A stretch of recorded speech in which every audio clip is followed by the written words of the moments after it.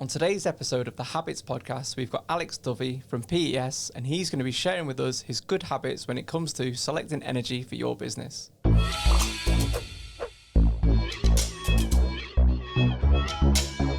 So thanks for joining us in the Habitz Podcast. So Alex, there'll be some people watching this thinking, what constitutes you to be, I guess, expert when it comes to comparing energy for business? Well, that's a good question.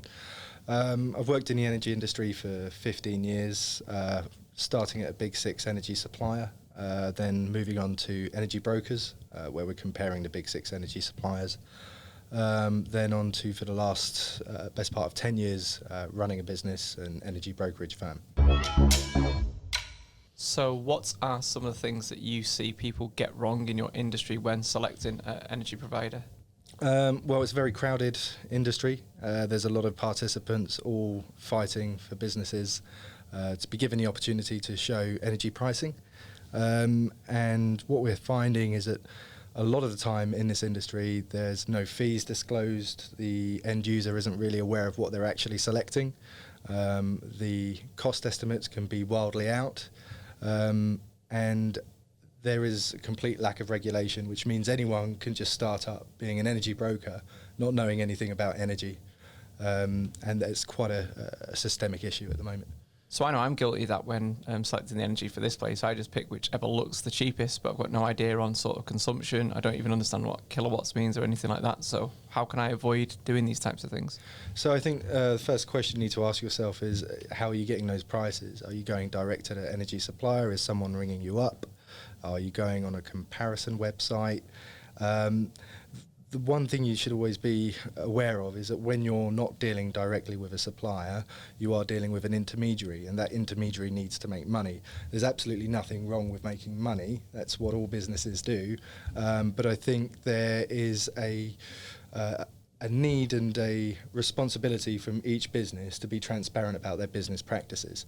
Now, the amount of money that can be made when selecting a supplier as a broker can be substantial, and in some cases it's been as much as 40% of the overall cost that you pay in a year can quite easily end up in an intermediary's pocket or broker's pocket. Oh, wow. And regardless of what you do, I mean, you'd have to do something pretty impressive to justify taking 40% of the cost of energy. So the first thing I would recommend doing is asking your broker how much they charge, because you won't pay them directly. You will select your supplier from a list of suppliers they give you, and they might look on the face of it like a good deal. And there is an argument to say, and a good one, that the broker, if they're saving you money, you may not have saved money without the broker showing you all those suppliers. But you should really, the question is then, how much of that saving should you get, and how much do they reserve the right to keep? Yeah. And if you take 40% of the overall cost, you could be losing on up to 30, 35% of the saving. So you could be using the same actual energy supplier, but paying a different fee because of the broker and how much they charge on top? Yes. That's incredible. That. So what other things should I be looking out for? You should be looking out for what the cost estimate is. So it might, let's say for example, you've got a quote, it's £50,000 a year in electricity for your business. What does that £50,000 actually mean? Is it the energy? Electricity is made up of 72 different elements. So are all the network charges in there? Are all the levies, the government taxation in there? Because quite often you'll find that you're quoted 50,000, but that's just the energy only. And you've got to make sure that apples are being compared with apples. So if they're saying, okay, you're only going to pay 50,000, so you're not going to take an increase or a decrease, but that's only the energy, and then your first bill comes along and you've got another 40% of charges that come on top because they haven't been clear on what's included, then you'll end up significantly out of pocket. And you'll find that if the market's dipped, quite often the reason that you've not got a saving, or that they've even been presented to have the same price, is because that's a fee that you're not aware of charged by the broker. So should they be clearer with their fees then? Or is that what the question we should be asking them? Yeah, I think there are good brokers out there. There are a lot of good brokers out there. And if they're doing their job and they're actually providing a service, and there's a perfectly rational justification for their fee. Yeah. So if I was an end user, I would be asking, how are you making your money? And I would be expecting the answer, we get paid a commission. Now, quite often you'll hear if a broker doesn't want to be completely upfront about what they're earning, they'll say, oh, we make a commission paid by the supplier. It's not a lie, because we do make our money through commissions from suppliers, but you pay for that effectively because it's built into your rate. So there's absolutely nothing wrong with saying, well, how much have you built into my rate, and what does that transpire as a pound's value per year? Yeah. So you know what you're paying for.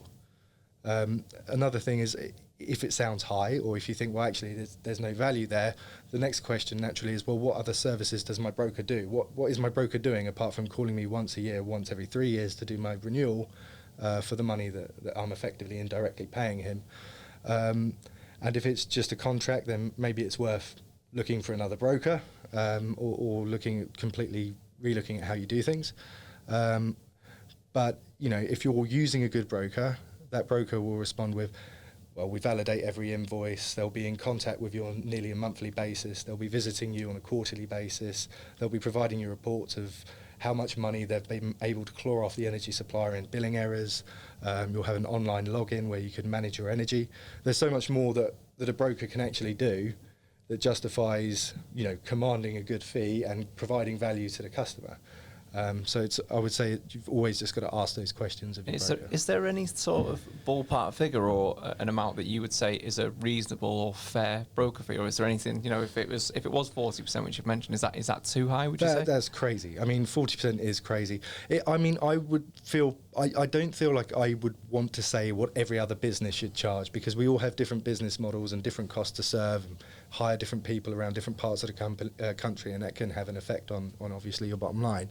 But I think that everyone understands when too much is too much and not enough's not enough. Yeah. So it's absolutely fine. I think, to be honest, in my opinion, it's absolutely fine to charge whatever you want if the customer's happy with it. Yeah, if it's value. If they're getting value, there shouldn't be a figure on it. So what sort of good habits should I be looking for then if I was picking a broker? So you want clear, transparent pricing, making sure they're transparent about their practices as well. So ensuring that when that broker goes to market, they tell you how many suppliers they've actually been to, what those suppliers applied with. Some might not have been able to price, but as long as there's been the transparency that they've actually undertaken a competitive market tender, rather than just sent you one or two prices and said, I've gone to the market, then you're going to be getting a full, proper comparison service and a professional body that's going to be looking after your energy contract. Yeah. So it's about, transparency of fee, but also as important as transparency of their work. What have they actually done once they provide you their report? Yeah, so I would think then, so from someone that buys insurance and goes to brokers and they source different things for me, they only really ring me up once a year just to tell me there's a renewal. So should we be looking for more from our brokers than that? I personally believe so. So I think that the actual service starts once you've selected the contract. For me, it's always a peculiar idea that you would go and do a bunch of work, sell a contract that's going to make you a reoccurring revenue stream throughout the year, and then just not talk to that client again. So I would expect from an energy broker that once that contract's done, the bills are being monitored, that the actual contract is performing to the level it would say it was going to perform. So when I say that, I mean that all the rates are what they said they were going to be, the meter readings are correct, that there's no issues in the readings or any type of the bill, and if there are, that the broker's arguing that on my behalf and recouping the overcharges for me. I think that is a completely fair business, a fair level of service to expect from a broker.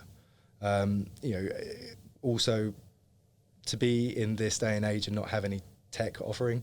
So if they don't have a portal or somewhere you can log into that's got all of your energy information, I would see that as an expected level of service from a broker. You are paying money for not just a contract, but you're paying for expertise from an expert within the market. Yeah. So you should have access to that throughout the contract period. So is that what your clients got access to if they go through you guys to select their energy? Yeah.